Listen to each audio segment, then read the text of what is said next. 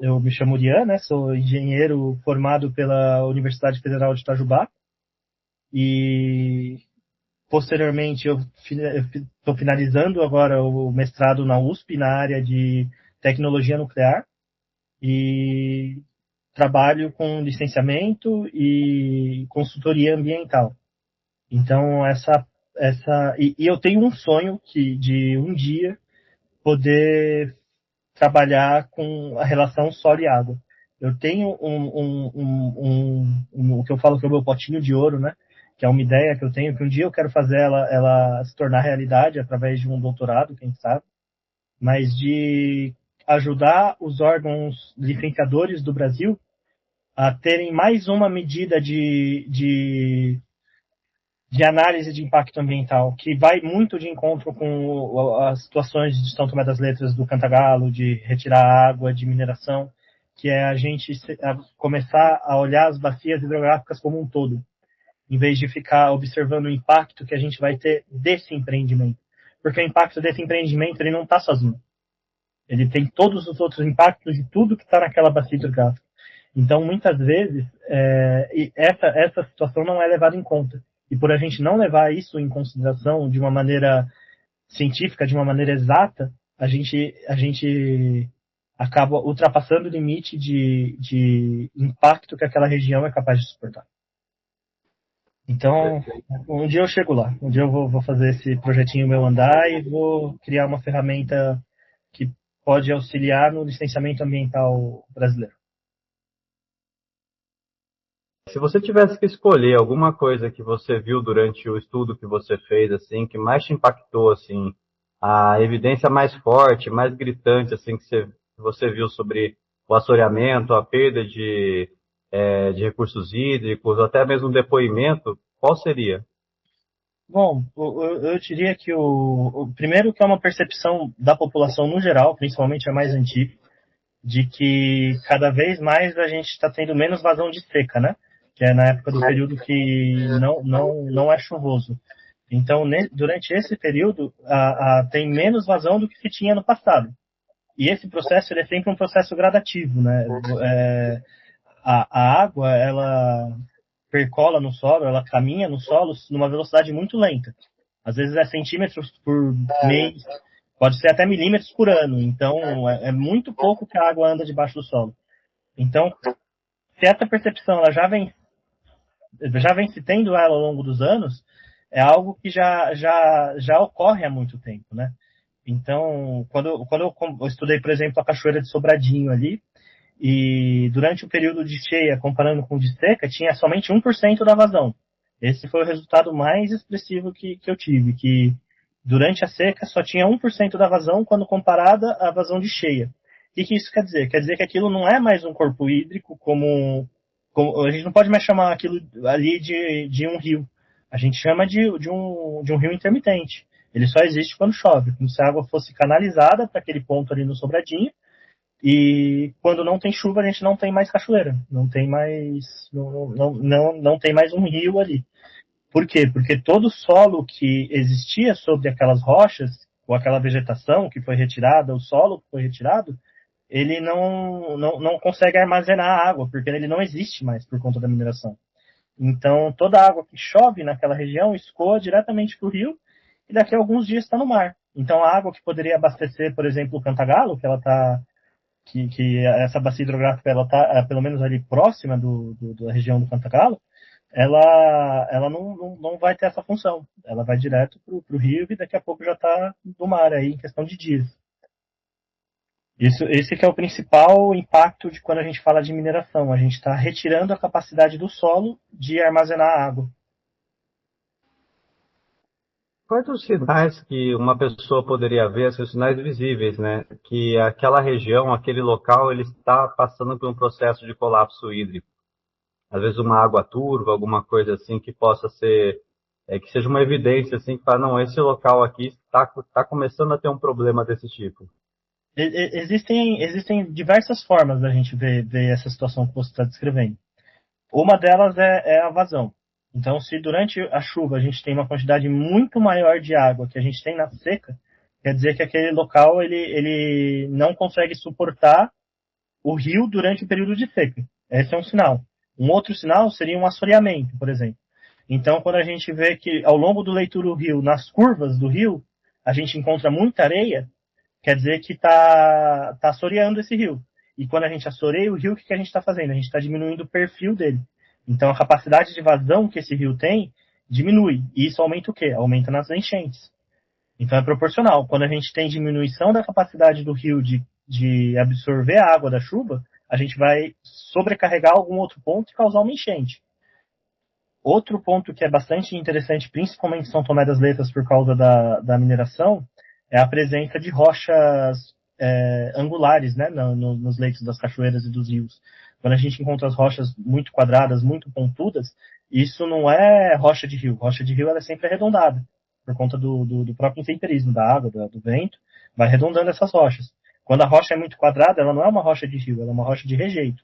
É um material que alguém um dia explorou ali e não deu uma destinação adequada para esse material. E deixou ele a céu aberto e ela foi parar no rio. Então, isso é um indício, por exemplo, de má gestão de rejeito de mineração. Existem diversas formas da gente encontrar e diversas origens de impacto que a gente pode ter dentro de um corpo hídrico que indiquem que ele está colapsando. Então, depende muito da origem desse impacto e do porquê. Agora, por exemplo, se a gente quiser falar de contaminação da água, a presença de alga. Quando um rio começa a apresentar muita alga, quer dizer que tem muita matéria orgânica. Então, provavelmente tem algum esgoto que está indo para esse local. A água ficando muito esbranquiçada também é um outro indício de presença de matéria orgânica, de presença de esgoto, pode ser. Existem diversos sinais que a natureza dá pra gente, né? Um sinal agora, indo pro outro lado, um sinal de pureza, quando a gente encontra nas árvores a gente encontra isso tem muito em São Tomé, a gente encontra aquele fungo branco, vermelho nas árvores, né? Aquela marquinha vermelha na árvore, isso daí é um sinal de qualidade pura de ar. Então, tem pro bem e pro mal esses indícios.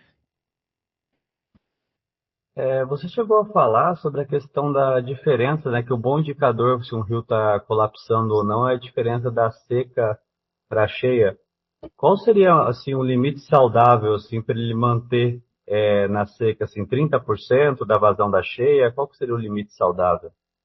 Então, quando eu estudei São Tomé das Letras, a maioria das cachoeiras da região, dos rios da região, tinham cerca de 30% de vazão de cheia a menos do que a vazão de 30% a menos na vazão de seca do que na vazão de cheia.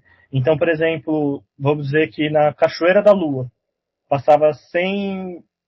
Esse número ele não representa a realidade, né? É muito maior. Mas digamos que tem 100 metros cúbicos de água passando ali quando chove, no leito do rio. Na seca, se for um rio saudável, ele pode ter no mínimo 70% de água.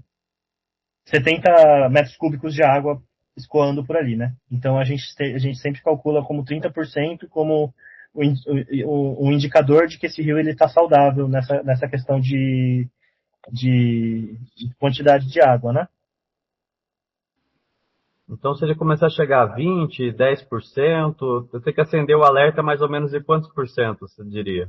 Quando a gente chega nessa situação que você está descrevendo, a gente já tem praticamente a morte desse rio, no sentido de se tornar um rio intermitente. Quando a gente chegou nesse ponto que você está falando, a possibilidade de recuperação desse rio, ela é muito complexa, porque a gente tem que imaginar, isso é uma questão quando a gente fala de engenharia ambiental, quando a gente fala de recursos hídricos, que ela necessita ser entendida quando a gente entra nesse ponto, que é que a natureza, uma bacia hidrográfica, ela nada mais é do que um sistema. E o que seria um sistema? Seria uma caixa fechada que tem um valor de entrada e um valor de saída. Então, quando a gente está falando de uma bacia hidrográfica, quando a gente está falando de um rio que está perdendo a capacidade hídrica dele, a gente está falando o quê? Que a água que está entrando nessa região está saindo mais rápido do que deveria. Então, o rio ele não tem água suficiente para se sustentar na época da seca. Por quê? Porque o que armazena água dentro desse sistema, dentro dessa bacia hidrográfica, é o solo. Então, quando a gente tem impacto diretamente no solo, causando alteração do uso e ocupação desse solo, a gente pode ir no impacto máximo, que seria, por exemplo, a mineração ou construção de um estacionamento. A capacidade de infiltração de água num local desse é zero. Então, toda água que chover, praticamente, vai escoar. Vai escoar, é como se fosse um canal, e o rio se torna um canal. Então, toda essa água vai direto para o rio e daqui a pouco está no mar. Agora, quando a gente tem um pasto, você já tem alguma capacidade de retenção de água nesse pasto, mas ela é inferior do que a gente tem numa floresta. Por isso que quando a gente entra numa floresta, ainda está chovendo horas depois que parou de chover. Porque a água caiu primeiro na folha alta, na folha média, na folha baixa. Ela vai infiltrar praticamente por inteiro no solo. Tirando o que vai para evapotranspiração ou para a própria evaporação, toda a capacidade de chuva que caiu naquele solo vai ser armazenada por ele e vai alimentar o rio ao longo do tempo. Então, quando a gente chega nessa situação de ter 10%, 20% de água de seca comparada com a de cheia, a gente já tem uma situação onde o rio ele não é mais sustentável. Esse rio, com o tempo, vai se tornar um rio intermitente. Vai deixar de existir quando não chover. E para uma região de cachoeira, como é São Tomé, temos outros riscos associados a esse tipo de situação, que é a tromba d'água. Então, as enchentes se tornam mais severas, porque a água ela vai ser canalizada mais rápido. Você chegou a falar no começo sobre a baixa velocidade, né, que a água transita embaixo do solo, né? Então, assim, quando uma nascente começa a secar, quando começam esses sintomas assim visíveis, isso já é resultado de um longo período assim de desmatamento, de descuido, e não só assim essa questão do tempo que isso demora para chegar nesse ponto de crise, né? Mas e o tempo para recuperar isso, né? Isso pode ser feito de uma forma acelerada, isso vai levar não tem como evitar, vai ser vários anos para recuperar, ou várias décadas para recuperar. Como que é isso? Bom, esse é um ponto muito importante. Como engenheiro ambiental, sempre tento acreditar que é responsabilidade do poluidor recuperar uma área. Então, quando a gente tem, por exemplo, vamos pegar o extremo, uma atividade mineradora. Cara, ali tinha uma vegetação, tinha um solo. Não existe solo sem vegetação, a gente começa daí. Sem vegetação não tem solo. Então a gente tinha vegetação, a gente tinha solo, a gente tinha água armazenada nesse solo.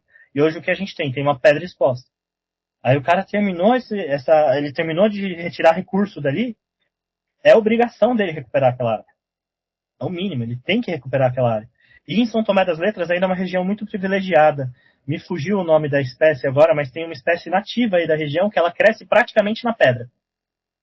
Então, se você cultiva, por exemplo, esse arbusto que cresce diretamente na pedra, você acelerou em questão de 50, até 100 anos a recuperação dessa região. Então, é possível se recuperar uma região, mas é um processo gradativo.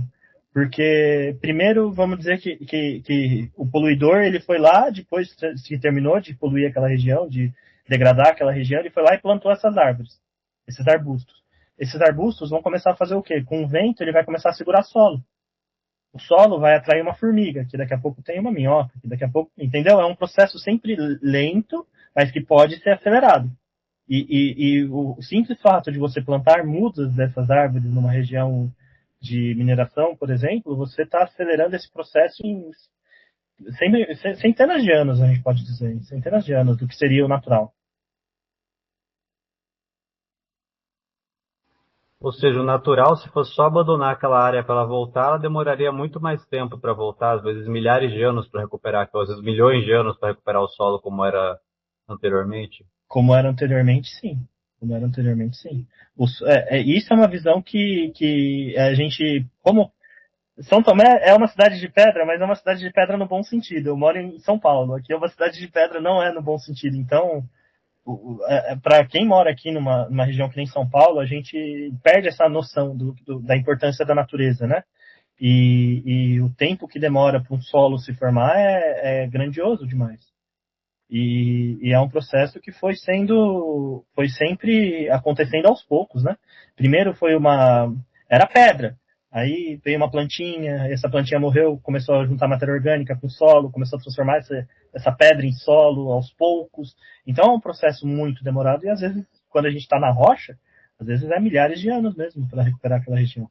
Só que a gente pode acelerar isso, desde que a gente ajude a natureza a se recuperar. Que a gente haja sempre partindo do princípio da sustentabilidade.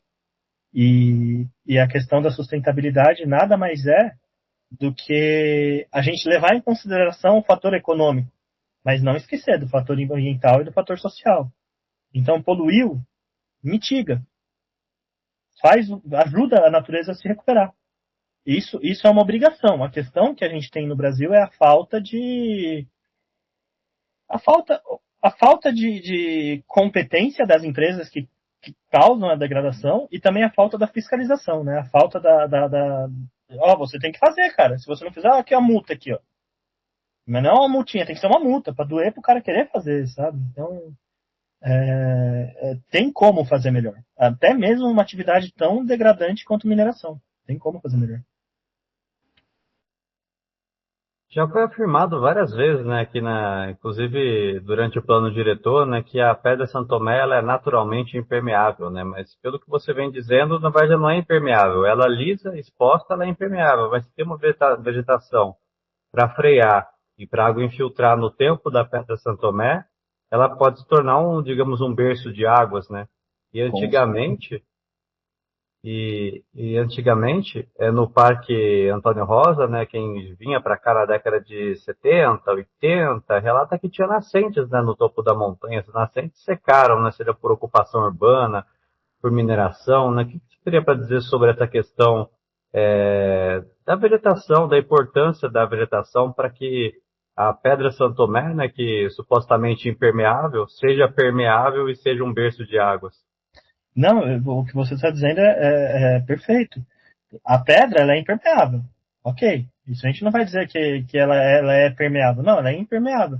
Mas quanta coisa tinha entre a pedra e a superfície?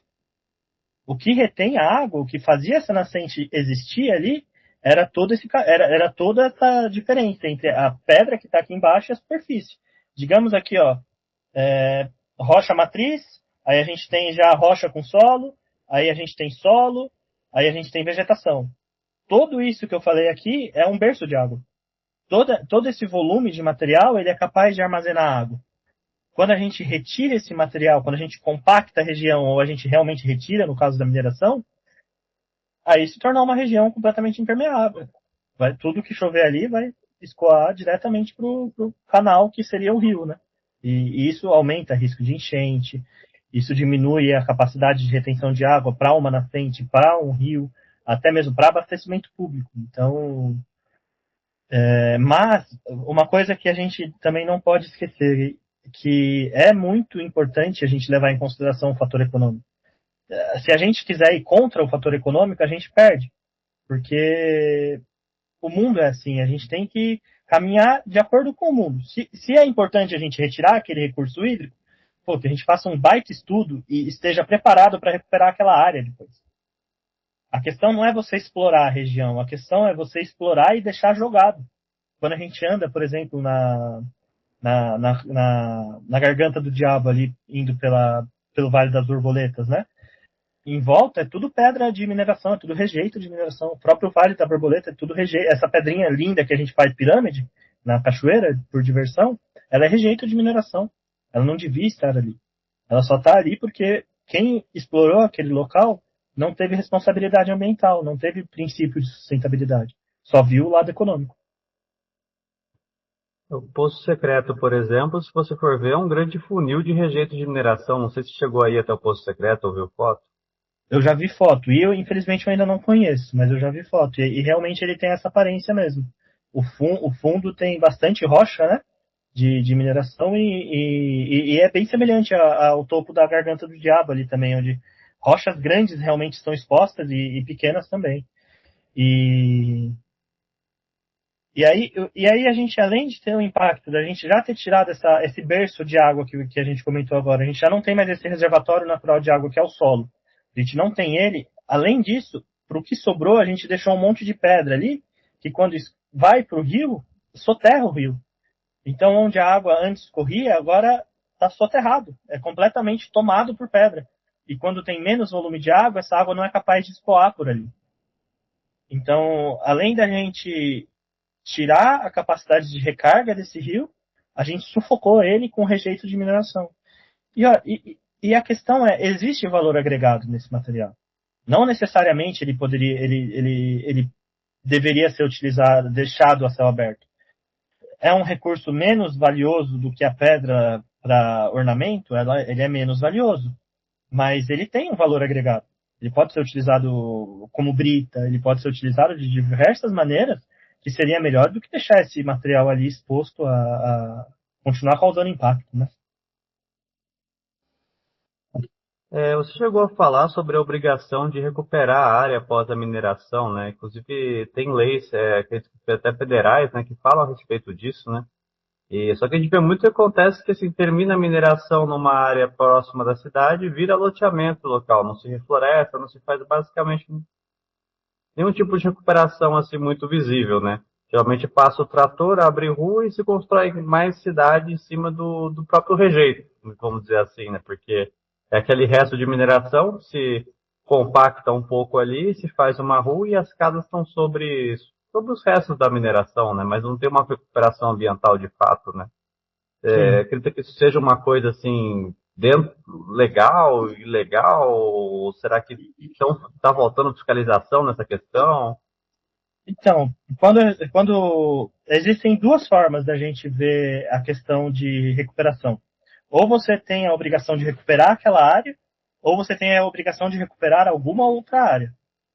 Então, se, por exemplo, aquele local ali, dentro do plano diretor da cidade, decidiram que vai ser de loteamento, foi aprovado para ser feito loteamento depois, ok.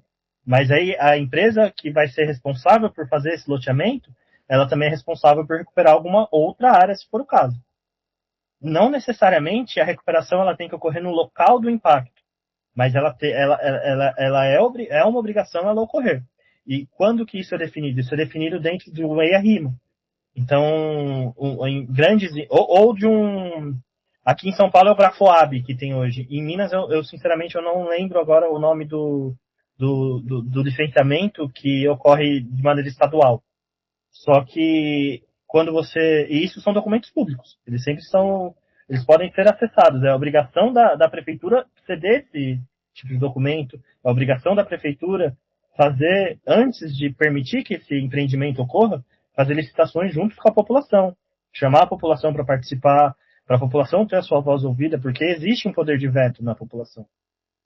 Então, não necessariamente a recuperação da área ocorre no local, mas a obrigação de uma compensação ambiental, ela é permanente. Ela sempre deve ocorrer. Só que é, o que cada empreendedor é responsável por fazer como recuperação depende do processo de licenciamento ambiental de cada obra. Eu não sei se ficou claro. Não, ficou bem claro. E quanto às áreas de APP, você chegou a falar das APPs também, as beiras de rio, os topos de morro, né? A área de recarga de nascente, também tem as APPs de área de plano inclinado. Como funciona a mineração dentro dessas áreas? O que ela impacta dentro dessas áreas? E tem alguma obrigação maior assim de recuperação quando essa área está degradada, depois que acaba a atividade, eles teriam que refazer essas áreas? Como que funciona? Então, vamos do começo. O porquê a app existe, né? A app existe porque ela é algo que garante, principalmente quando a gente está falando de app de rio e nascente. A app de encosta ela tem uma outra função, mas a de rio e nascente ela garante que esse rio vai continuar existindo, caso a gente proteja essa região. Então, é uma das ferramentas do licenciamento ambiental que garante que vai ter água naquela região, esse rio não vai secar por conta das atividades. Só que quando a gente. Só que é veementemente proibido causar dano em área de preservação permanente? Não, não é veementemente proibido. Só que quando a gente causa esse tipo de impacto, o processo de licenciamento, ele vai necessitar de uma compensação muito maior do que se for em uma área que não é considerada APP. Então, por exemplo, Cantagalo, que é uma região de APA, ali não é uma APP, ali é uma APA. Mas se você quiser causar impacto na APA, você vai ter uma compensação ambiental obrigatória muito maior do que se você fizer em uma região que não é APA. Então, a APP, muitas vezes, para cada árvore nativa que você derrubou dentro de uma APP, você tem que plantar 30 árvores. Não necessariamente dentro daquele local. Isso é variável, de município para município, de estado para estado. Mas não necessariamente essa recuperação ela ocorre na área. Mas em algum lugar ela deve ocorrer. E durante o processo de licenciamento, que a população tem o direito de participar, é definido onde isso vai ocorrer. Então, é sempre interessante você buscar os locais onde isso vai ter uma maior valia de realizar esse plantio, por exemplo.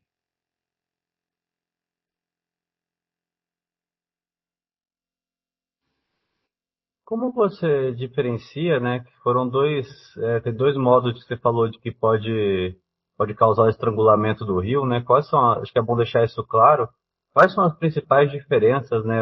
Tanto assim, o que é, como assim o impacto e qual deles seria mais danoso entre assoreamento e soterramento? No fim, os dois impactos eles têm causam o mesmo dano.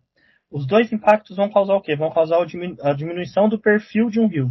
Então, digamos que o perfil do rio era algo semelhante a aqui na minha mão, né? Vamos dizer que o rio está escoando nesse espaço aqui. Tanto o soterramento como o assoreamento vai causando isso aqui aos poucos, vai diminuindo essa capacidade de passagem de água no leito. Então, isso a longo prazo é responsável por enchentes, é responsável por diminuição da capacidade hídrica desse rio, e dependendo do nível de que esse impacto chega, ele causa o fim de um rio, ele causa com que a região toda seque por completo. E a diferença principal entre o soterramento e o assoreamento é o tamanho da partícula. Quando a gente está falando de soterramento, a gente está falando de partículas grandes, partículas de pedras, pedregulhos. Quando a gente está falando de soterramento, a gente está falando desse tipo de partícula. Quando a gente está falando de assoreamento, a gente está falando de areia, argila e silt. Então, são sedimentos que são carregados junto com a água e que causam um dano, muitas vezes, irreversível, mas que sem a devida atenção, podem estrangular esse rio e causar o sumiço dele. Um rio que aí na região de São Tomé eu vejo o assoreamento ocorrer bastante, é o rio que chama Ribeirão, não lembro se ele chama Eubiose, o rio da Eubiose ele não chama Eubiose, né? Me fugiu agora o nome dele. É o É o Ribeirão rio, Cantagalo mesmo, né? É o é o Ribeirão Ribeirão Cantagalo Cantagalo. que atua na Isso. Cachoeira da Obiose. Isso, ele vem da Lua, vai até o Biose. Só que quando a gente entra no curso desse rio, em pontos que não são pontos de. Na Cachoeira da Lua isso fica bem explícito, que ali tem bastante areia. Mas quando a gente entra em outros pontos desse rio onde ele segue o percurso natural, em todas as curvas a gente vê uma quantidade muito grande de areia. E ali é por conta do quê? Por conta de estradas de terra e também por conta de criação de agricultura, né? No geral. As estradas de terra, nesse caso, elas são muito danosas. E ali em São Tomé eles tentaram fazer cacimbas para segurar, né? Esses sedimentos. Só que muitas vezes essas cacimbas não são limpas tão quanto deveriam ser e é muito barro que vai para a água quando vem chuvas grandes, né? A natureza geralmente tem um processo dela se recuperar, né? E a partir de qual ponto você acha que a devastação pode chegar num ponto de não retorno, assim, em vez de já devastou tanto aquele lugar que a chuva começa a mais devastar aquele ponto do que recuperar em si. E precisa de uma intervenção humana para poder reverter aquele ciclo para que ele não se agrave. Essa é uma ótima questão. Esse ponto em específico, esse ponto de inflexão, não foi mensurado ainda. Ele não chegou a ser mensurado, não que eu conheça, que tem um ponto específico de não retorno. Mas essa eu acho que é a questão atual, né? É isso que a gente que trabalha com o meio ambiente, a gente tem que chegar, que é estabelecer o limite, para que a partir desse ponto a gente não passe para não chegar nesse local de não retorno. Mas os processos de degradação ambiental, eles são contínuos, eles são acumulativos e muitas vezes eles são sinergéticos, que seriam que vai acelerando cada vez mais um ao outro. Então, em vez deles só se somarem, é como se eles se multiplicassem. E isso ocorre bastante. Mas o que eu posso dizer, por exemplo, para exemplificar o que eu estou querendo dizer, é o seguinte: vamos imaginar uma montanha onde se cria gado. Quando a gente tem criação de gado em uma montanha, um dos impactos normal é a erosão do solo.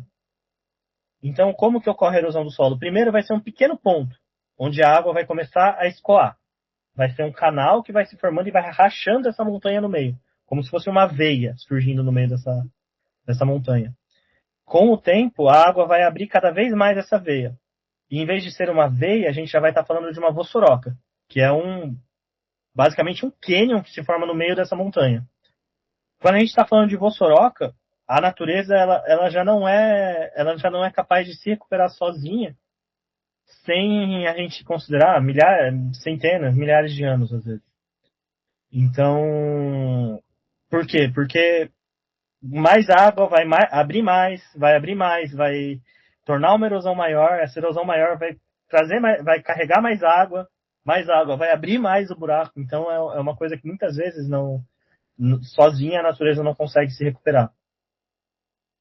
E só que com certeza a principal questão quando a gente fala de recursos hídricos é a falta de capacidade de retenção de água no solo. Quando a gente elimina a capacidade de retenção de água de um solo, ou então quando a gente drena a água que tem nesse subsolo, a gente tá possibilitando que aquela área, a longo prazo, seque. E longo prazo, a gente fala aí de 20 anos, 30 anos. Então, com o tempo, é um atestado de óbito que a gente faz de uma região, é quando a gente elimina a capacidade de recarga desses rios. A gente está desertificando a região, a gente está causando um processo de desertificação da região. Mesmo sendo uma região muito chuvosa, porque às vezes a chuva, em vez de abastecer a recarga de um rio, vai simplesmente causar inundação e degradação na região. Porque o que antes estava preparado para receber essa água, agora não está mais. Agora a água se tornou um ponto fraco, em vez de ser um berço de nascentes, como você disse anteriormente. Então, muitas vezes, a água que está secando naquela nascente, ela pode ser consequência de um processo assim, que começou há muito tempo atrás. Assim, você vai perdendo essa capacidade de recarga do solo, aí você vai perdendo a água que está guardada ali embaixo, depois assim, um processo de desmatamento de, sei lá, 5, 10 anos atrás pode, depois desse tempo todo, causar uma diminuição na nascente. Você fala, nossa, a nascente secou do nada. E quando você vê, foi um processo que aconteceu um tempo atrás, não teve um efeito imediato, mas aconteceu depois de um tempo. Perfeito. É como se a gente estivesse falando, tem uma boa analogia que a gente pode fazer nesse caso. Quando a gente fala quando a gente olha para as estrelas, por exemplo, e vê Marte, a gente não está vendo Marte agora, a gente está vendo Marte do passado, correto? Porque a luz do Sol foi até Marte e ela demora sei lá quantas horas, não sei se são horas, estou falando qualquer valor, demora sei lá quantas horas para chegar na Terra. Digamos que seja 3 horas. Então a gente está olhando a luz de Marte 3 horas no passado. Porque o que a gente está vendo aqui é o que foi refletido, mas que demorou esse tempo todo para sair de Marte e chegar na Terra.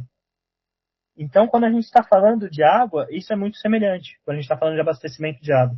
Porque a água que está escorrendo num rio hoje, na seca, não na cheia, na seca, é uma água que foi armazenada por esse solo, às vezes, há cerca de 10, 15 anos atrás. Então, é uma água, vamos dizer, que choveu no passado. É uma água antiga que está armazenada naquele solo e com o tempo, por ação da gravidade, por ação do próprio fluxo interno do solo, pela pressão da água nova que choveu, vai chegar no rio depois de, às vezes, anos, às vezes até centenas de anos do que ela choveu. Né? Então, a relação do solo ela tem Isso tem que ser levado em consideração. Por isso que cada vez mais se torna importante a responsabilidade ambiental sobre novos projetos impactantes. Porque, além da gente lidar com o que a gente vai causar de impacto, a gente tem que levar em consideração também o que já foi causado de impacto. Porque vai se somar. Não são eventos isolados. Nunca são eventos isolados. Elas sempre são dentro da mesma bacia hidrográfica, os impactos são acumulativos.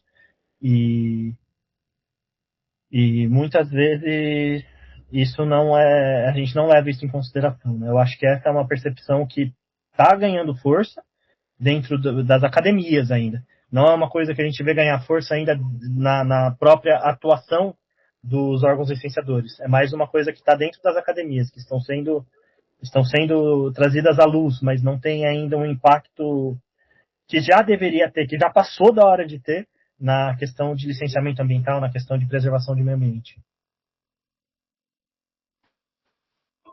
Como que você rebateria o argumento de pessoas que falam que é uma coisa sazonal, por exemplo? A gente vai causar ali tem ali uma perda de água, mas é algo sazonal, depois de um tempo volta, né? Quais são os principais argumentos para se usar, né, quando alguém vem com essa argumentação, né? Que a gente sabe que é rasa, né? Mas como que a gente poderia contra-argumentar isso? Então, o lucro que você pode tirar a partir daquele impacto é sazonal. Você vai utilizar daqueles recursos ambientais sazonalmente. Você vai utilizar aquilo naquele momento, mas o impacto ele é permanente. Muitas vezes ele é permanente. Como eu disse, se a gente causa alteração no uso e ocupação de solo, a gente está causando permanentemente um dano na capacidade hídrica daquela região, na capacidade de recarga daqueles rios, na capacidade de recarga daquelas nascentes.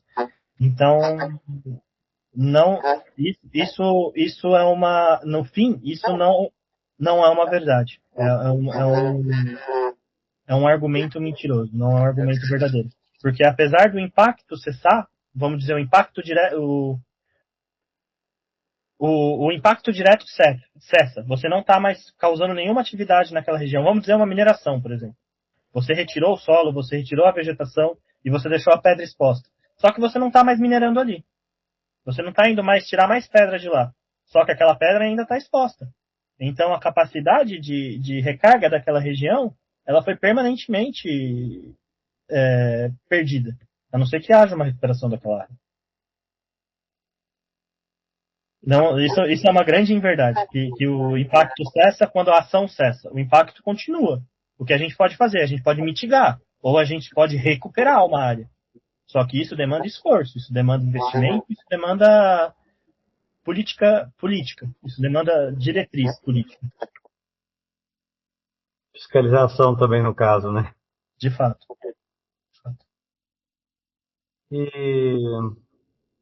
E esse impacto todo que você mencionou, né, isso pode levar inclusive ao desaparecimento de alguns corpos de água, né, porque você chegou a comentar dele deixar de ser um corpo perene, né, quando ele funciona ali, tem água o ano todo, quando ele começa essa diferença, né, da seca para cheia, né, passa de trinca, deixa de ser saudável, mas pode vir ao ponto que esse corpo d'água deixe de existir, que ele simplesmente desapareça, né.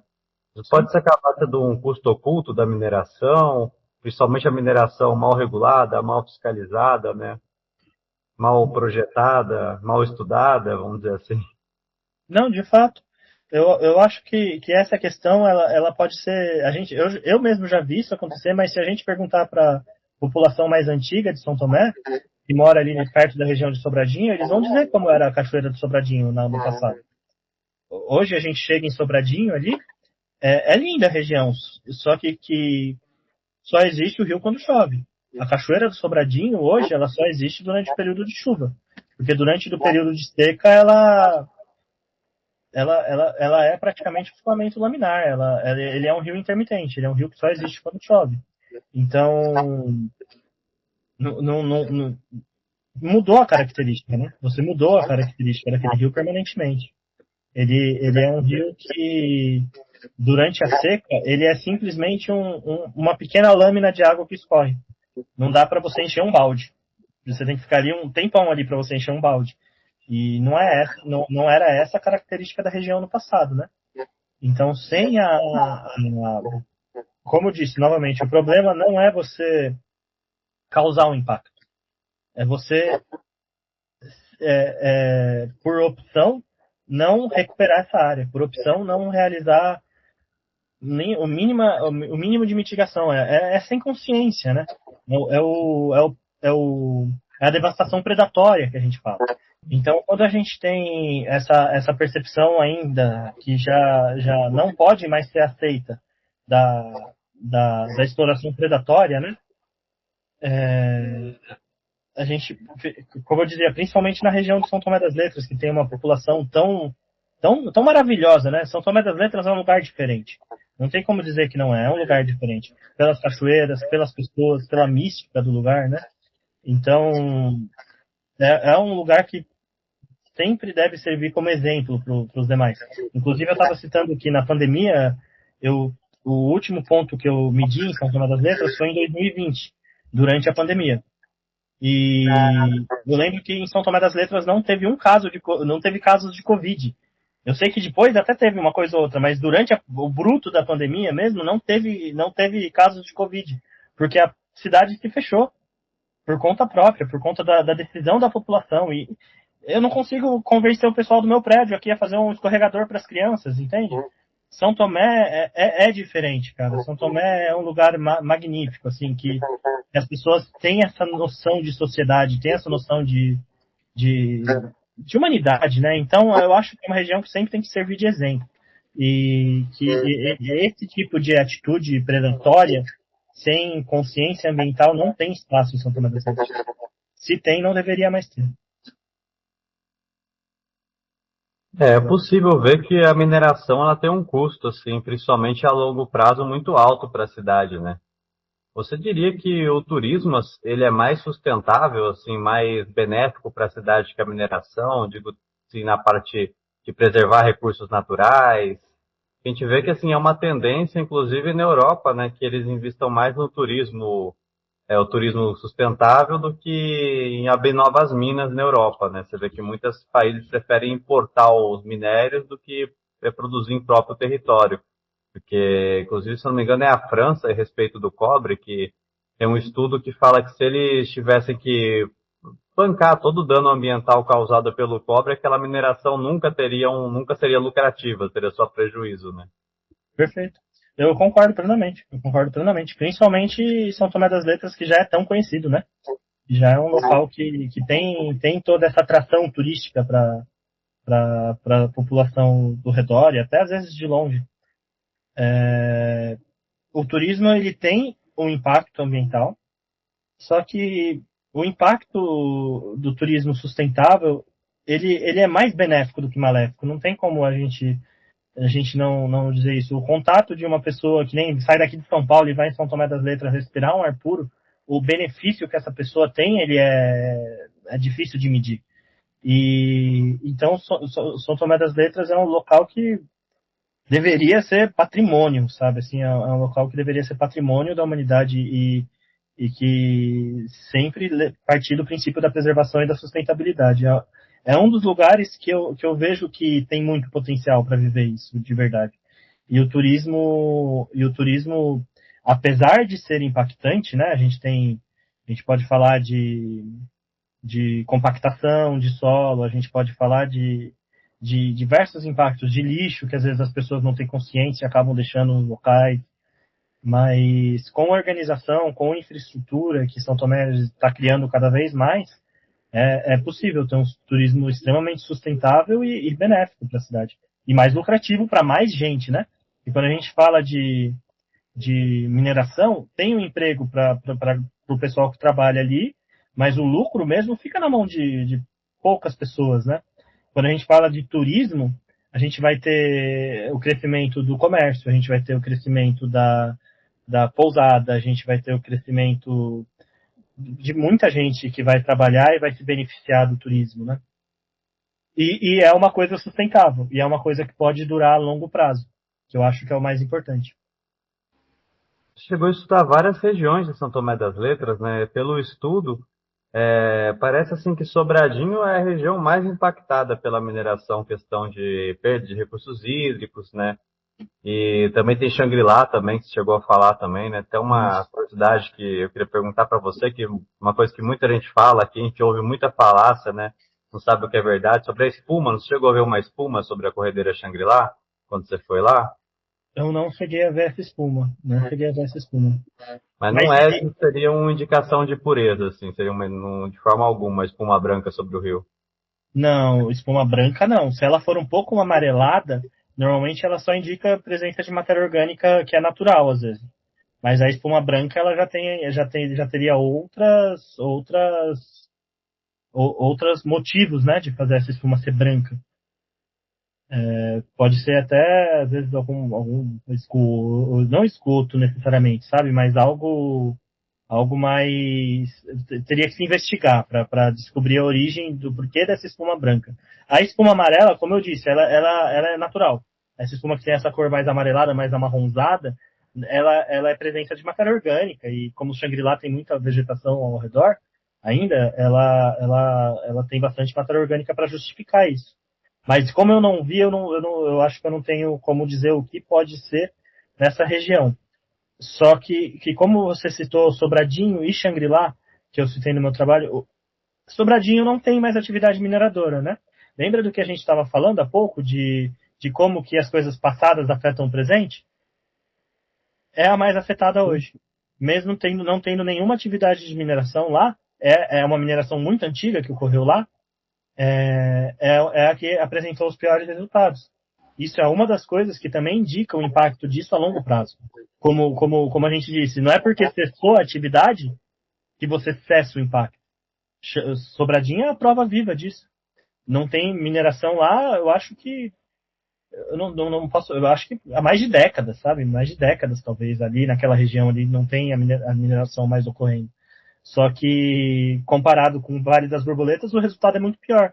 Só que a gente não sabe como vai ser o vale daqui a 20, 30 anos. Porque às vezes o que sustenta essa cachoeira ainda é essa água que choveu há muito tempo atrás. Por causa da velocidade, né, que você falou que a água anda 2 centímetros por ano, pode ser bem devagar no subsolo. Isso não é uma média, mas são valores comuns. A gente encontra em diversos locais, às vezes milímetros, centímetros por ano de escoamento. Então a água demora muito do que ela choveu e infiltrou para chegar no rio. E isso é uma das coisas que faz a natureza ser sustentável. É o fato de que ela consegue se manter pela, pela forma como ela se estruturou. Quando a gente bagunça essa estrutura, quando a gente retira essa estrutura, a gente está impactando. É complicado falar disso. É difícil. Eu gosto. Eu sempre fui apaixonado por natureza, mas é difícil a gente tirar essa percepção de ambientalista quando eu estou falando como engenheiro ambiental, porque a sustentabilidade, apesar dela ser justa perante o que é ético e moral, ainda assim a gente está causando um impacto numa coisa que foi feita às vezes por milhares de anos para chegar nesse resultado magnífico que a gente vê hoje. Então, a valoração do impacto tem que sair, o meio ambiente tem que sair pelo menos no 0 a 0, ele não pode sair perdendo, porque se ele sair perdendo, todo mundo perde.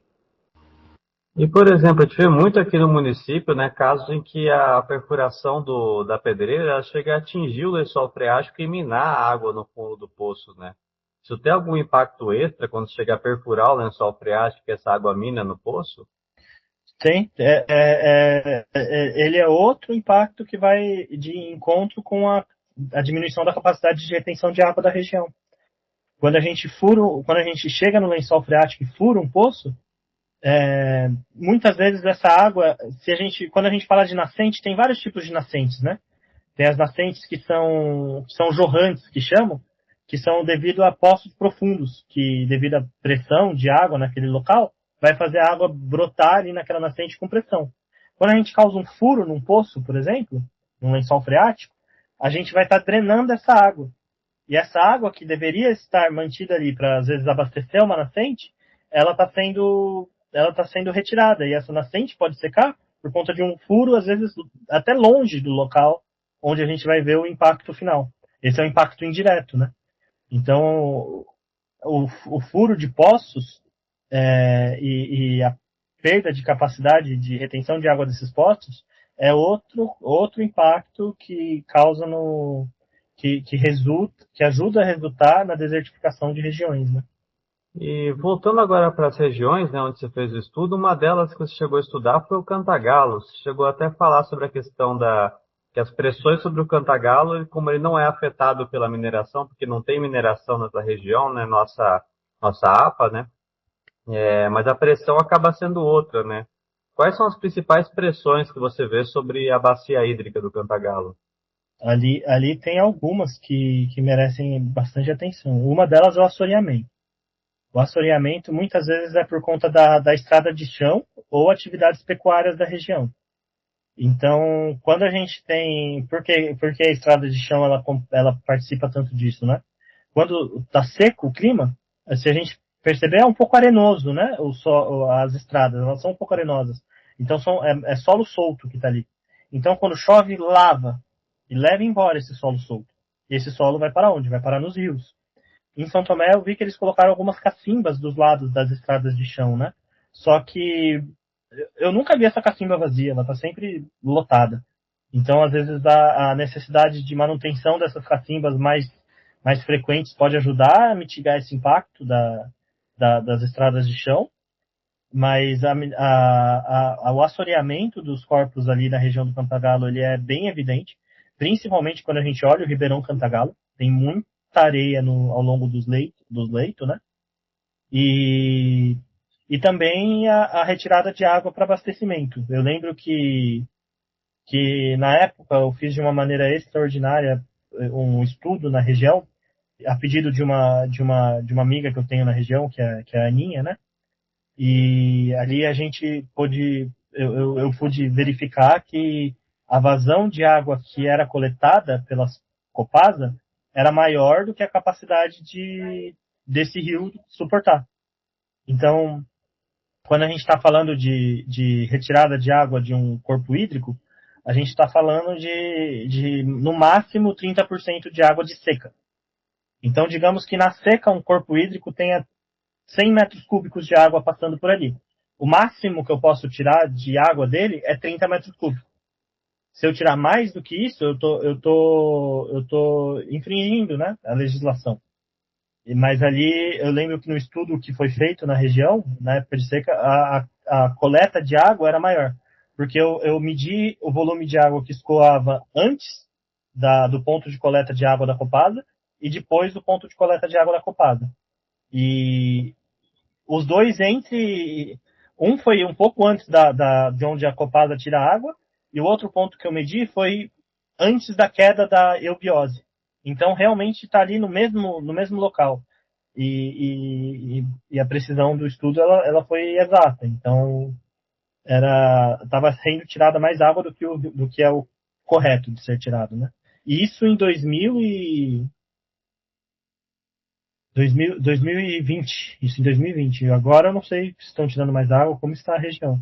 Mas eu diria que o principal impacto ali nos corpos hídricos é a exploração das águas, dos poços, né? E a própria população também vai se abastecendo ali, às vezes, de maneira sem ser necessariamente pela Copasa, né? Então, e tudo isso, como eu disse, são impactos acumulativos, né?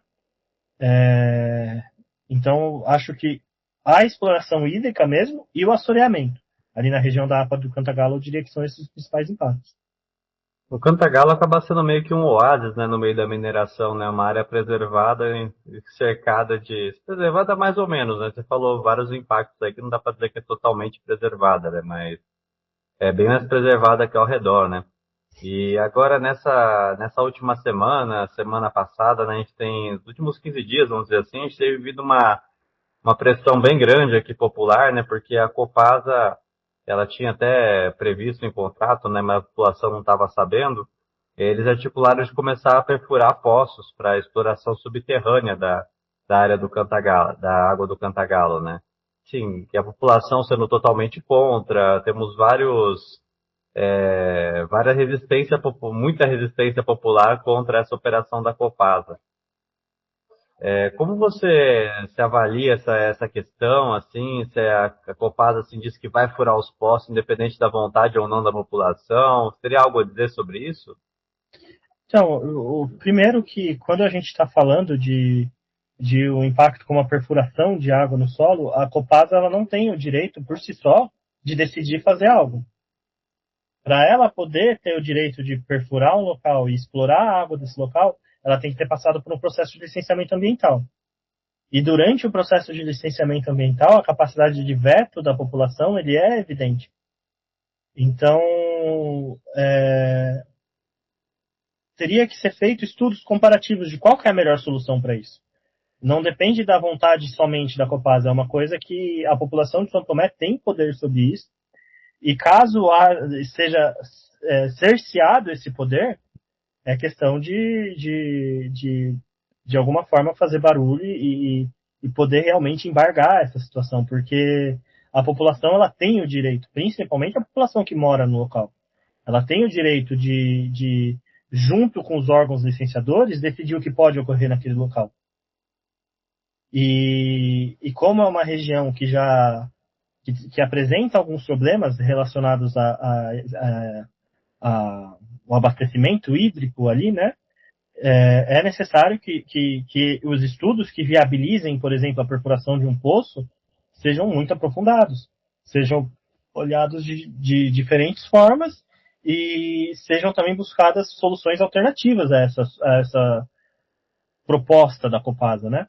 Então, com o auxílio da população e talvez com auxílio de mídia, de fazer barulho mesmo, pode ser que essa opção da Copasa não vá para frente, porque correto, sem um estudo que avalie, que permita que realmente isso ocorra, eles não têm o direito de perfurar na região.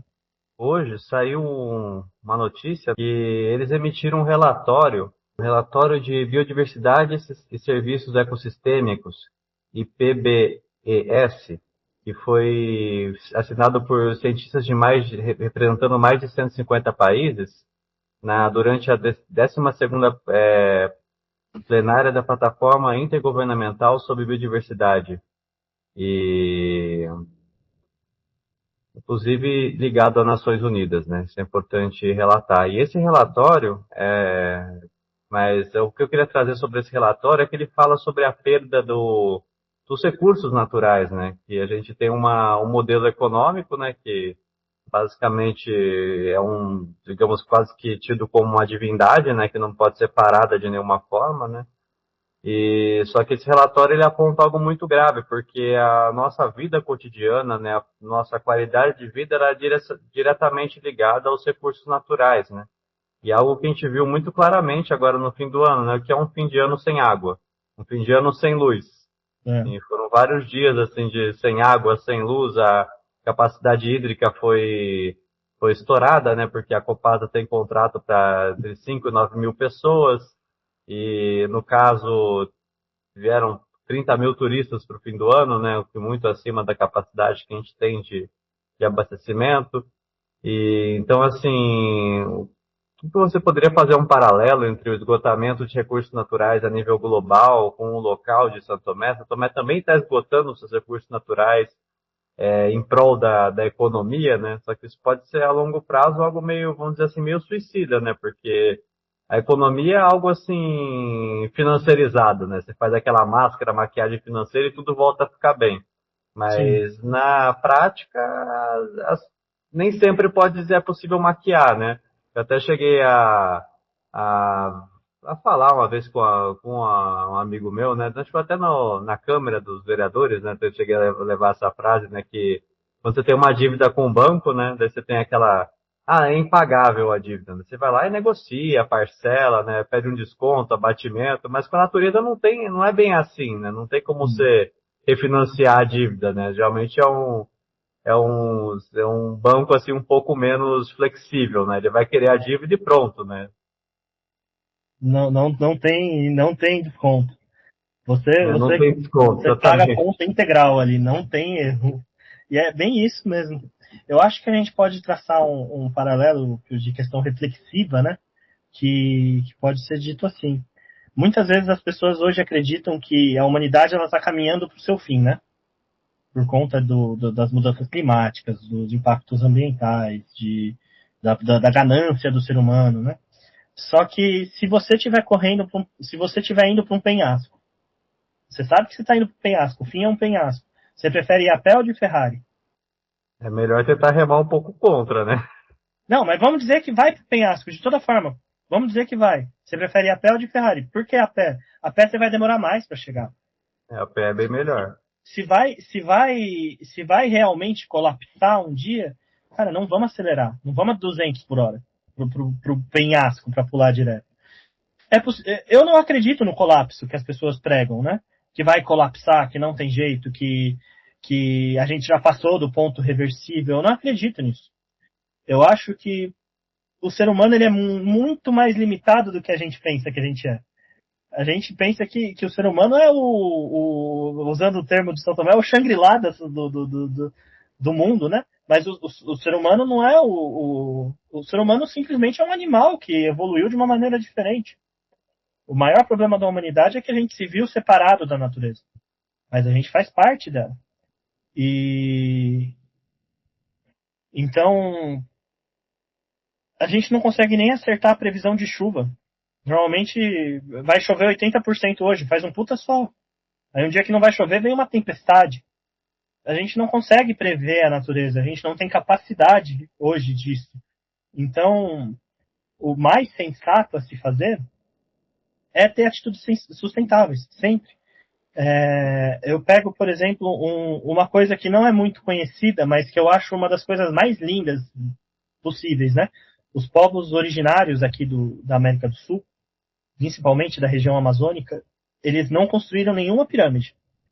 Eles não tinham pedras para fazer pirâmides que nem os egípcios fizeram, outros povos fizeram. Mas os povos originários aqui das Américas fizeram a coisa mais linda possível, cara. Eles fizeram uma grande agrofloresta. A Amazônia é uma região que você tem uma quantidade de árvore frutífera muito superior a qualquer outra floresta. Onde os originários passaram, eles semearam, eles plantaram, eles tornaram aquilo como o meio de vida deles. Então, qual que é a principal diferença entre uma agrofloresta e uma plantação de soja? A agrofloresta ela se sustenta. A chuva vai fazer com que aquela região se torne permanente. A gente vai sempre ter uma fruta para comer. O problema do como a gente faz as coisas hoje é que a gente não está preocupado se amanhã vai ter a fruta. A gente quer comer 5 frutas hoje. Então, a questão é você trazer essa noção de sustentabilidade não só para uma questão de diálogo, mas sim para uma questão prática, para o ser humano realmente colocar em prática as questões sustentáveis.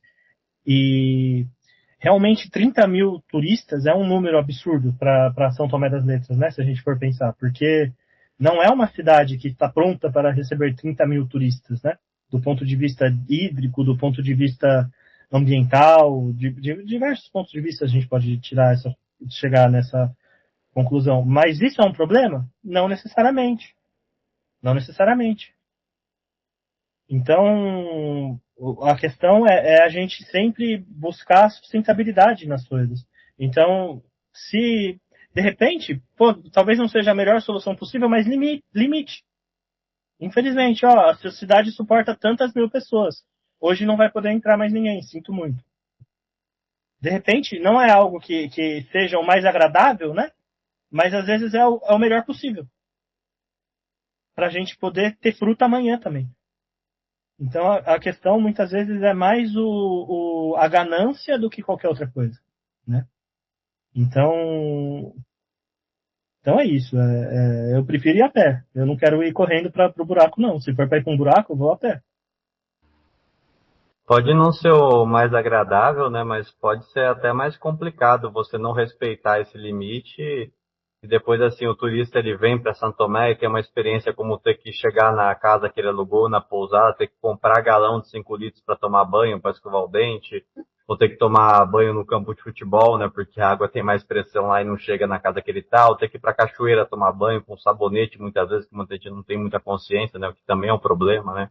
Também. Então, assim, às vezes esse limite é melhor ser colocado do que deixar realmente, digamos, acontecer o que vier, né? Porque isso pode comprometer, inclusive, a longo prazo a imagem turística da cidade, né? Isso, e esses casos que eu citei agora não foram suposições, foram coisas que de fato aconteceram agora no fim de ano e não uma vez, não com uma pessoa, mas assim, um monte de gente tomando banho no campo de futebol, um conhecido aí que tem um comércio, toda vez que ele fala, olha gente, foram trocentas pessoas que vieram aqui hoje perguntar por galão de 5 litros, eu tava no posto a gente buscando de 15 porque não aguentava mais comprar de 5. Assim, a gente vê que é um problema assim real do município e realmente precisa colocar e assim um planejamento, né? Que nem você falou, o turismo assim em excesso ele pode até não ser um problema, desde que ele seja bem planejado, tem infraestrutura, tem a gente para recolher o lixo depois dessas pessoas, para isso não ir para o meio ambiente, né? Um Isso. esgoto tratado também às vezes pode ser uma coisa a se pautar, né? Para que isso não vire um impacto grande, né? Exato. O esgoto sempre é um dos principais problemas que a gente tem, né? São Tomé é lindo por ser ambientalmente equilibrado, né? É uma das coisas que faz São Tomé ser lindo, é o ambiente ser equilibrado. Se de repente começa a ir para São Tomé e, sei lá, as pessoas pegam virose na cachoeira ou qualquer outro tipo né, de problema, de micose, não sei, algo desse sentido que seja relacionado à presença de esgoto, tenho certeza que seria uma coisa que faria as pessoas pensarem duas vezes antes de ir. E, o... e não necessariamente é ruim você pôr um limite, né? Na quantidade de pessoas na cidade. Não necessariamente isso é algo ruim. Se bem planejado, não é. E pode até, com organização, ser mais lucrativo do que menos, né? Porque as pessoas, no geral, elas não têm consciência ambiental. Elas, no geral, assim, não estou dizendo todo mundo, mas se a gente pega a grande massa, não tem uma consciência sustentável, não tem uma consciência ambiental. Vai tomar banho ali de shampoo na cachoeira ali, 200 pessoas se deixar. E se amanhã tiver se destruir a região, vou achar outro lugar para eu ir ano que vem. Entende? A população de São Tomé, ela tem o fardo de proteger essa região. Ela tem o fardo de manter São Tomé, porque São Tomé é um dos lugares mais lindos que existe no planeta. Assim. Então, não é simples você preservar esse local, mas com certeza vale a pena. Porque se deixar na mão de turista ou se deixar na mão de gente que está pensando só no financeiro, não vai ter fruta daqui a alguns anos, né? Não vai ter a cachoeira daqui a alguns anos, né? Pode não ter. Então, assim, precisaria de uma visão assim administrativa, assim, um planejamento, assim, embasado, né, assim, bem feito, para que isso não se torne um problema, né? Que já é um problema, para que esse problema não se agrave, né? Eu até Isso. cheguei a pesquisar esse tempo atrás um fenômeno chamado overtourism, né, que é o sobreturismo, vamos traduzir para o português, não precisa usar o termo em inglês, Sim. que dos sintomas, né, que você vê do sobreturismo, né, e um dos problemas também, né, lembra muito isso que você acabou de falar, que é a questão começa a ter essa degradação, né, não só do meio ambiente, mas a degradação da experiência turística no local, né, se a pessoa vem e às vezes tiveram muitos cancelamentos, né, por conta de que a pessoa já sabia que estava sem água, fala, não vou para uma cidade sem água, da pessoa cancela, tem esse prejuízo assim imediato das hospedagens, né? Sim. Então, assim, as pessoas que vinham para cá já começam a não querer vir porque não vou gastar aquele tanto para ir para lá de passagem e tal, para ter uma experiência ruim, sem água, às vezes num rio sujo, né? Então, assim, eles para competir, como tem muita pousada, né, muita estabelecimento, muita hospedagem que vai começar a ficar vazio por conta da falta de dar uma experiência adequada para esse turista, ele é provável que eles comecem a baixar mais o preço para tentar é, suprir essa falta de qualidade com a quantidade, né? Isso pode acabar virando um ciclo vicioso, né? Mas então a gestão teria que atuar para inibir isso de acontecer, para reverter essa questão. Às vezes você ter um controle do número de turista pode trazer assim mais qualidade, né? Um turista que não vai estar pagando uma coisa assim é super barateada por conta da falta de qualidade, vai pagar um preço certo, né, um preço justo, Isso, e ter uma experiência justa também pelo aquele preço, né, não uma isso, experiência assim degradada, né. isso, perfeito, perfeito, completamente de acordo. E se a gente for querer falar eu sempre sou contra também quando a gente pensa muito por exemplo, como posso dizer, me fugiu a palavra, quando a gente tem uma situação onde somente uma classe muito burguesa possa ir, pode crer? Eu esqueci o nome, elitização. Quando a gente tem elitização de um lugar, eu acho que eu não sou a favor disso, mas eu sou a favor de São Tomé conseguir mais dinheiro cobrando mais caro em vez de cobrar mais barato. Só que, de repente, sei lá, estabelecer uma cota, não sei, alguma coisa para ajudar uma população de baixa renda que queira ir, um número, uns 20%, uns 10%, vai ter um desconto, sei lá, isso pode ser planejado, mas eu tenho certeza que se pode ganhar mais dinheiro com menos gente pagando melhor, pagando melhor por ter uma experiência melhor na região, né? E não só para. E como a gente estava falando, tem a pousada, tem também o artesanato, tem alimentação. O turismo ele gera muito dinheiro. O turismo ele gera muito dinheiro e para muita gente. Ele não é um dinheiro que fica na mão de poucos, né? É um dinheiro que se distribui entre as pessoas. Então, de repente, é melhor você ter um turismo controlado, mais duradouro, do que um turismo predatório que não se sustenta a longo prazo. Ou seja, seria possível até chegar nas 30 mil pessoas, até 50, se isso fosse caminhado assim de forma planejada, né? Mas assim, Isso. abruptamente, sem estrutura, isso pode se tornar predatório e ser um problema tanto a curto quanto a longo prazo, né? Porque a gente já vê a curto prazo os problemas que a gente tá sofrendo, né? De fato. E a questão da água é uma questão complexa de se resolver, porque se a gente for pensar assim, pô, não vai poder tirar água do Cantagalo, mas vamos tirar água de onde para sustentar esses 30 mil? Vamos tirar lá de um outro bacia hidrográfico, mas aí você vai trazer para cá como? Você vai fazer uma tubulação, vai causar um impacto também. É complexa essa situação. Então, às vezes, a solução ela tem que ser criativa. Em vez de você perfurar para tirar a água da região, você pode estar preparado para, na própria região, ter uma disponibilidade maior de água para consumo dessa população que venha, no sentido de ser engarrafada mesmo, galões, mas assim, que a cidade se prepare para receber essa população de uma maneira sustentável, porque se não for sustentável, vai acabar. Infelizmente, não tem uma. A conta vai ser paga de toda forma, entende? Como a gente estava falando da conta da natureza, ela vai ser paga de toda forma. Mas o importante, principalmente para São Tomé das Letras, que é uma região tão linda, é que ela perdure, né? Que ela se mantenha linda desse jeito que ela é hoje. Se houver um investimento assim alto assim da parte da Copasa, da prefeitura, para recuperação da bacia do Cantagalo, seja essas partes de APP, principalmente você falou, e até além da APP, né, que às vezes 50 metros é pouco, né, para a área de recarga da nascente, às vezes está falando 100 metros, 200 de volta à nascente.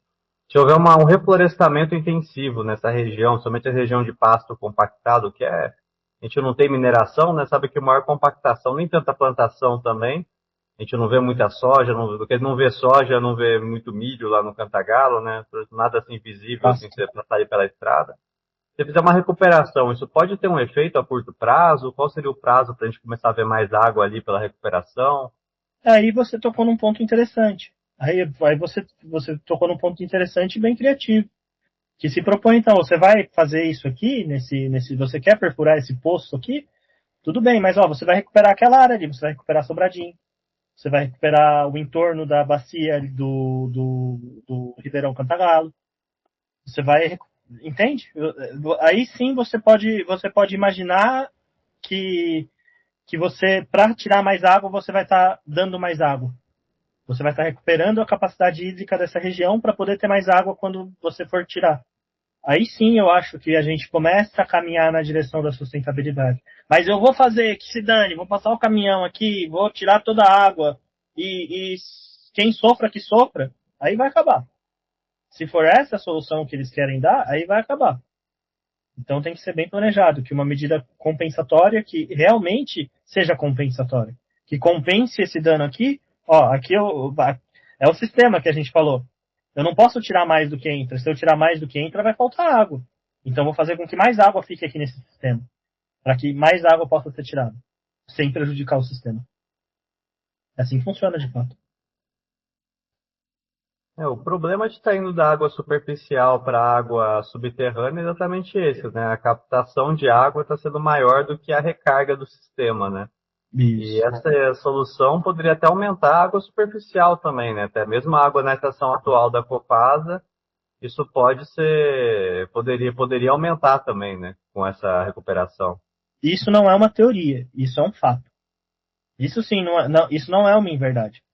Se você aumenta a capacidade de retenção de água de uma região, você vai estar garantindo que vai ter mais água superficial escoando no rio o ano inteiro. Entende? Você não vai ter menos água quando chover no rio. Quando chover, o rio não vai encher tanto quanto ele enche. Por isso que a enchente ocorre. A enchente ocorre porque o entorno não tem mais capacidade de retenção. Então a água vai tudo de uma vez só para o rio. E essa água que vai tudo de uma vez só para o rio, a Copasa não coleta. Essa água, daqui a alguns dias, está no mar. Virou água salgada, é água que a gente não vai aproveitar. Por isso que o mais importante é a gente conseguir manter a água da chuva na região. E a água da chuva vai abastecer até essas 30 mil pessoas, de fato. Se bem planejado, se com paciência, se bem feito, se bem estruturado o plano. E São Tomé, se tem um lugar no mundo que eu confio que isso pode acontecer, é São Tomé das Letras, pela própria população que mora aí. A população daí é uma coisa que não se vê. É uma coisa ímpar no mundo. E essa recuperação, né, ela pode ter um efeito assim a curto prazo para resolver a crise agora, a crise hídrica que a gente já está vivendo, assim, que a gente vai viver também no próximo Réveillon.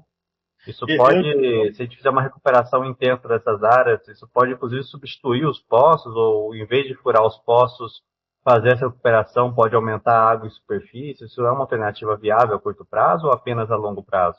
eu não diria que a longo, mas também não a curto. Ali no médio prazo você chega. Porque, por exemplo, assim, ó, a recuperação de uma área, de um solo, de uma região, ela não é algo que ocorre de um dia para o outro, ela não é algo que ocorre em um mês. Vamos imaginar uma floresta. Mesmo que a gente plante as mudas, elas precisam crescer para elas começarem a ter essa função de ajudar a auxiliar a armazenar água nesse solo. Então é uma coisa, no mínimo, aí de 3 anos você começa a ver o resultado dessa atitude, mas aí é um resultado permanente, não é um resultado ilusório. O que a Copasa se propõe a fazer é dar um resultado ilusório. É um resultado que você simplesmente vai estar indo mais rápido ainda para o buraco. É aquilo que a gente falou de Ferrari ou Iapé. A solução que a Copasa está dando é ir de Ferrari. Vamos, então vamos pesar no acelerador? Vamos de uma vez só, vamos acabar com a água da região? Então vamos fazer desse jeito. Sem o planejamento adequado, sem as diretrizes adequadas, a retirada de água subterrânea vai ajudar a secar ainda mais a região. Agora já para a gente indo já para o encerramento da entrevista, né, tem umas últimas duas perguntas, né? Tá? A primeira, se você tivesse que dar um conselho para São Tomé, assim, para a gestão de São Tomé, o que a gente deveria fazer, assim, tomar como prioridade, tanto uma questão inicial era a mineração, né? A gente acabou indo bastante essa parte do Cantagalo, da Copasa.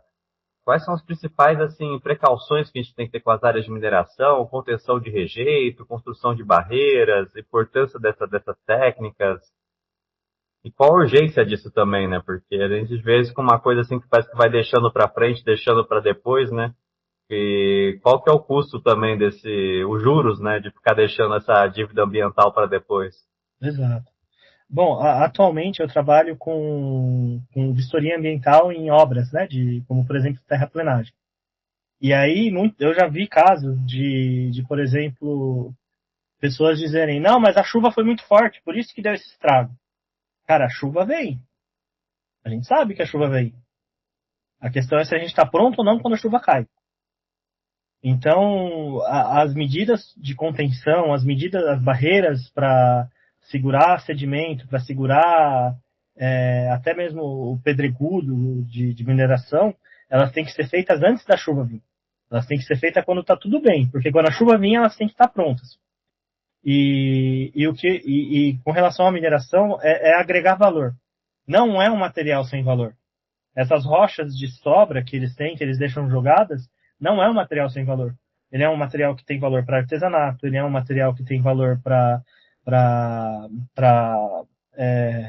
como fala, infraestrutura de asfalto não necessariamente, mas infraestrutura de pavimentação, ela pode ser utilizada, ela pode ter diversos fins, inclusive se a gente pega ali, se a gente pega essa pedra de sobra, essa pedra inerte que está lá, e traz, por exemplo, ali para a região de Cantagalo e de alguma forma fixa ela no chão, a gente pode diminuir já o problema de assoreamento também. Então, existem diversas formas da gente diminuir o impacto ambiental das atividades humanas. Mas o mais importante, eu acho que para a região de São Tomé, que tem tantas pessoas engajadas no tema, é se unirem, chegarem em denominadores que são comuns, muitas vezes não escutar quem só quer fazer barulho. Tem gente que só quer fazer barulho, não quer ajudar, ele só quer ali o hype, né? Só quer a atenção para o barulho que ele está fazendo, mas ele não está a fim de ajudar de verdade, não está na causa de ajudar a resolver um problema. Então, que as pessoas que são tão boas de São Tomé das Letras se unam e a partir da união delas, elas vão encontrar essa força que elas têm. Porque elas têm, em São Tomé tem muita força. Então, se essas pessoas se conseguirem se unir e estabelecer objetivos, estabelecer prioridades, começar realmente a tomar conta não deixar na mão desses caras que só quer destruir tudo, né? Então, que a população possa se unir e seguir em um caminho. Porque que a população de São Tomé tem muita força. Eu acho que eu não preciso falar isso para você, isso você vivencia todo dia. O quanto as pessoas daí são fortes, o quanto elas estão engajadas com questões ambientais. Então, que elas possam se unir e lutar nos locais certos, né? No que é mais importante para São Tomé nesse momento. E a urgência disso ela é imediata. A urgência disso ela é o quanto antes. Assim, já passou, já estamos atrasados. Então, é necessário começar logo, antes que venha o próximo período chuvoso, inclusive. E para a gente já ir para a última pergunta, né?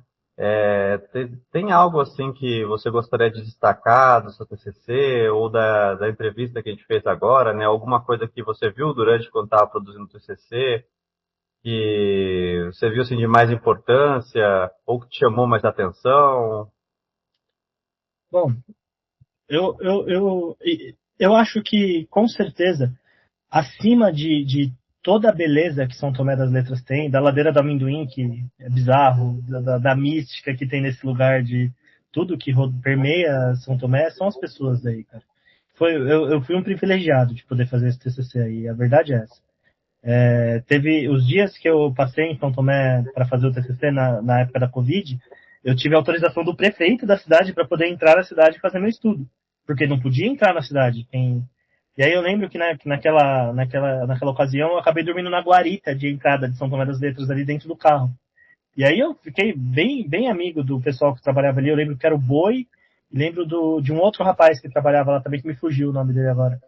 E, e o quanto as pessoas aí são legais, cara. Quantas pessoas aí elas têm essa percepção de humanidade que não se encontra em qualquer lugar mais hoje em dia. E que isso nunca seja perdido. São Tomé é um lugar diferente. São Tomé não é uma região bonita com cachoeira. Pô, quer ver outra que é muito bonita com cachoeira? Visconde. Visconde é uma região muito bonita, que tem muita cachoeira. Mas São Tomé é diferente. São Tomé é a população faz esse lugar ser um lugar único no mundo, assim, por diversas perspectivas. Então, que essa população que é tão forte, tão resiliente, possa se unir e conseguir manter a natureza como um dos principais carros-chefes da cidade, né? E, e é isso, é um prazer e poder sempre lembrar e sempre que possível estar em São Tomé das Letras.